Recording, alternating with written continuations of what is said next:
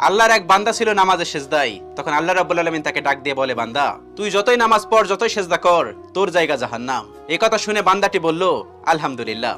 আল্লাহ তখন বলে, এই বান্দা, জাহান্নামের কথা শুনে কেউ আলহামদুলিল্লাহ কয়? বান্দা তখন বলে, আল্লাহ, জাহান্নামের মালিকও তুমি, জান্নাতের মালিকও তুমি।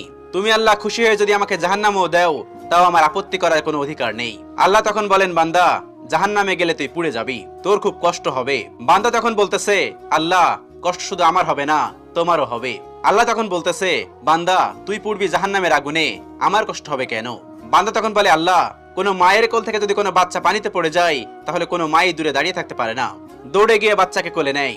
আমার বিশ্বাস, ওই মায়ের চেয়ে কোটি কোটি গুণ দয়া তোমার বেশি। আমাকে জাহান্নাম দিলে তুমিও আল্লাহ শান্তি পাবে না। আল্লাহ তখন বলে, বান্দা, এই দলিল তুই কই পাইলি? বান্দা তখন বলে, আল্লাহ, আমাদের জাতির পিতা ইব্রাহিম আলাইহিস সালাম তোমার প্রেম মুখে নিয়ে যখন নমরুদের আগুনে পড়ে গেল, তার আগেই তুমি বলে দিলে